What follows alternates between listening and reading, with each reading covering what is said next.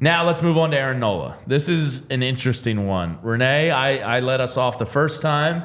Why don't you lead us off with Aaron Nola, and then I'll give my grade, which I think is going to maybe bother people. Yes, it will. So Aaron Nola. Although we're not that far off. I see your grade right here. But Aaron Nola is not that high up for me. Nola had a very up and down season. It's hard for me to look at this year across Aaron's stats and feel like Aaron deserved an A. Oh, no. Aaron Nola, absolutely C+ for me. Very average, and the C+ is like a little bit above average for the reasons of the postseason was steady for the most part, minus that final start against the Diamondbacks was like Game 6. But looking at Nola's postseason performance, ERA at a 2.35, 23 innings pitched in the postseason, 23 strikeouts.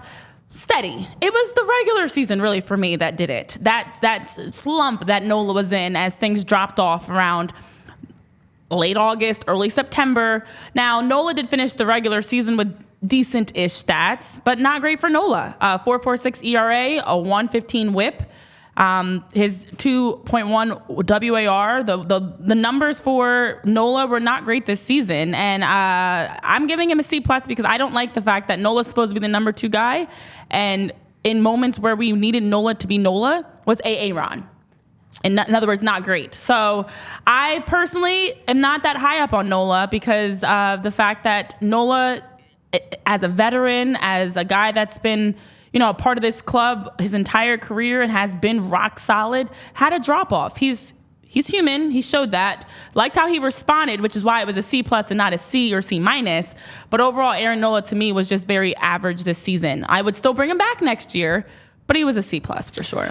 Yeah, I mean, I don't disagree with anything you really said. I was a slightly kinder grader because of the recency bias of the playoffs. He did have a down year. And I'll get into the numbers in a second. But the final 6 games of the year, unfortunately up before his last playoff game, he was great. And for somebody in the past that, was September Nola and would always fail you when the season was down the stretch, the past 2 years now, he's stepped up come September and playoff time. And for that, I was a little kinder of a grade with my B-. He was 12-9 on the year, Tyler's favorite stat there. They won 57% of the time he stepped on the mound. Now, I mentioned that with Zach Wheeler.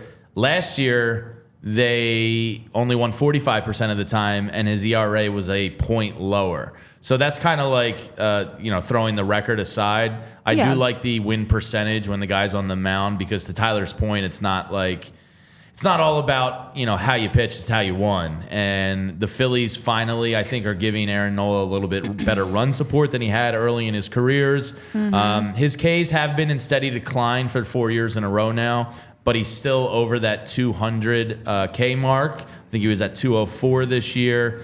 His whip did rise slightly from last year, but it kind of came in right around his career average of 1.1. So that wasn't drastically different. He was an innings eater again for you, but his Achilles heel this year was the home run ball. He allowed 32 home runs, which killed him this year. But because of the recency bias, I elevated him to a B-.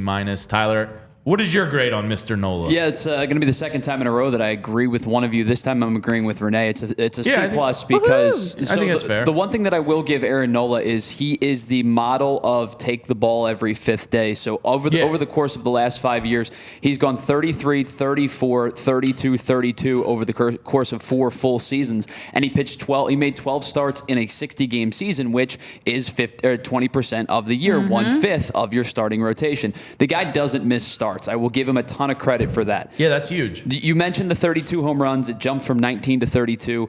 That's inexcusable, especially the amount that were conceivably with 2 strikes. It felt like there were a ton of them this season. Yeah, I wonder that again, were 2 strike. I wonder if the pitch clock had an effect on him in that regard. It's certainly plausible. And something maybe he can work on in this offseason and get better at. I certainly think you're right. The whip is really good for a guy that gave up that many home runs, too, which is kind of surprising. It was that low considering he gave gave up Same. 32 home runs.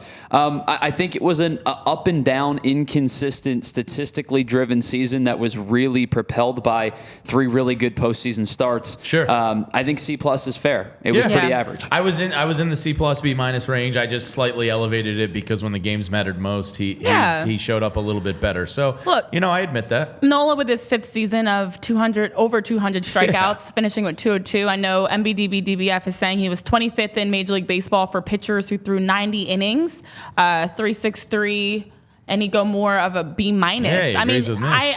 To me, it's We're the all in the same consistency. category, Yeah, it's all in the same category. area. I think for Tyler and I, definitely the dip comes around the time of the inconsistency, but the postseason, without a doubt, Oh, he helped was infuriating tremendously. at times this year. Oh yeah.